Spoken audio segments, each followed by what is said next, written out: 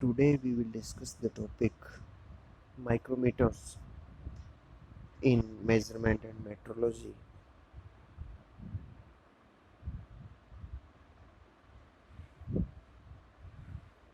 The micrometer consists of an accurate screw having about 10 or 20 threads per centimeter and revolves in a fixed nut.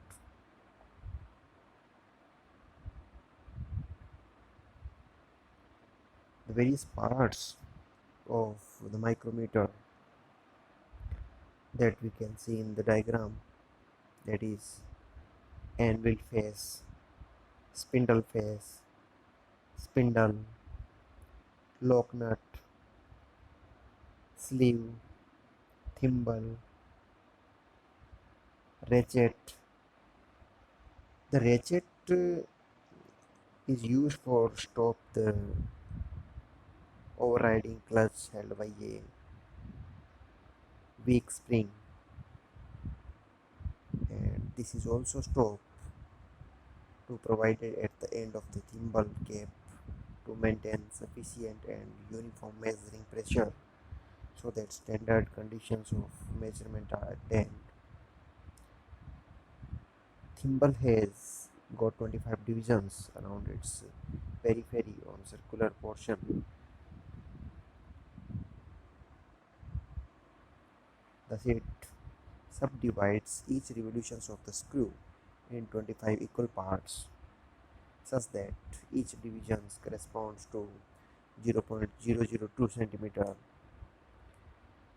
and the lock nut is used for locking and dimension by preventing motions of the spindle,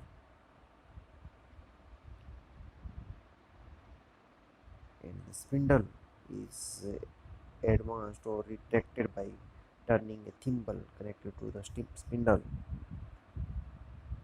The spindle is a slight fit over the barrel,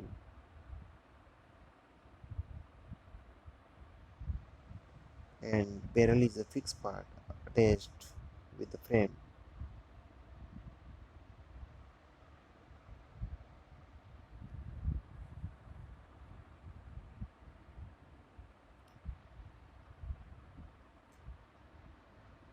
Next we will discuss that how we can measure the reading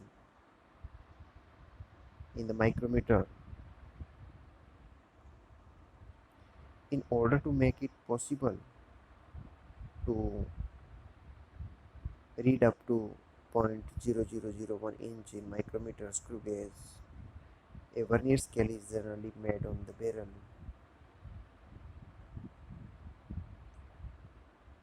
The vernier scale has 10 straight lines on barrel, and these coincide with exact 9 divisions on the thimble.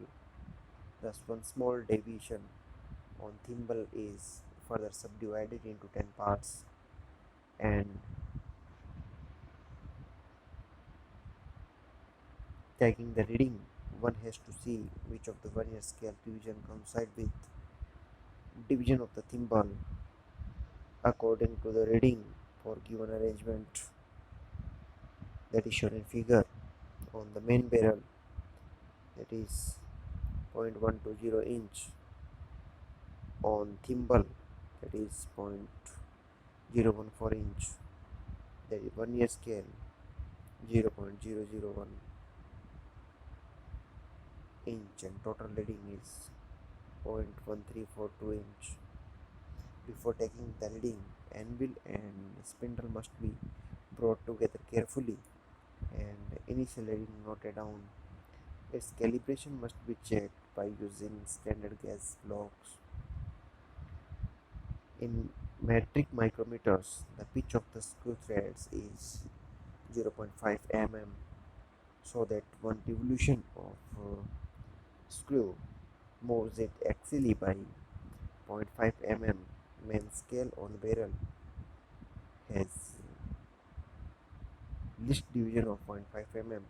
The thimble has 50 divisions on its circumference.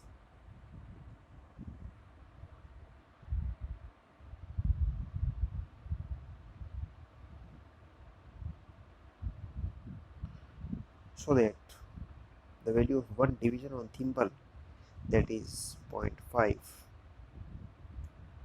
upon 50 mm, that is equal to 0.1 mm.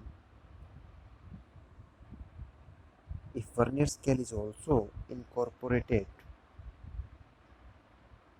then subdivisions on the thimble can be estimated up to an accuracy of 0.001 mm. Then the reading of micrometer is 3.5 mm on barrel and 7 divisions on thimble, that is equal to 3.5 plus 7 into 0.001, that is equal to 3.57 mm. Next we will discuss the cleaning the micrometer. Micrometer screw gauge should be wiped free from oil, dirt, dust and grit. When micrometer feels gummy and dust ridden and the thimble fails to turn freely, it should never be bodily dunked in kerosene or solvent, because just soaking the assembled micrometer fails to float the dirt away. Further, it must be remembered that the apparent stickiness of the micrometer may not be due to the grit and gum, but to damage thread and spring frame or spindle.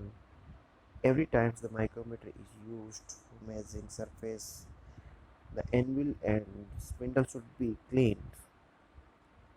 Screw the spindle lightly but firmly down to a clean piece of paper held between spindle and anvil. Pull the piece of paper put from between the measuring surface, then unscrew the spindle few turns and blow out any fuzz or particles of papers that may have clung to sharp edges of anvil and spindle.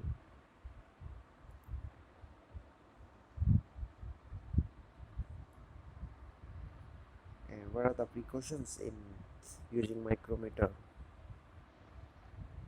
In order to get good results out of the use of micrometer, screw gauge, the inspection of the part must be made as follows. Micrometer should be clean of any dust and spindle should move freely.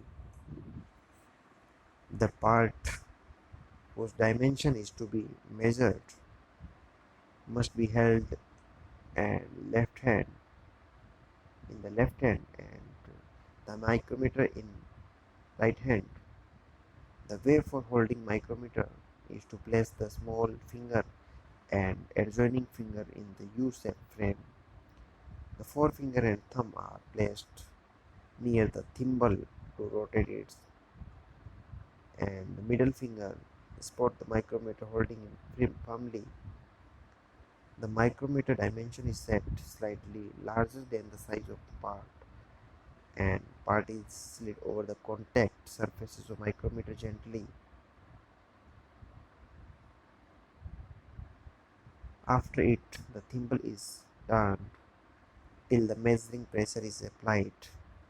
In the case of circular parts, the micrometer must be moved carefully over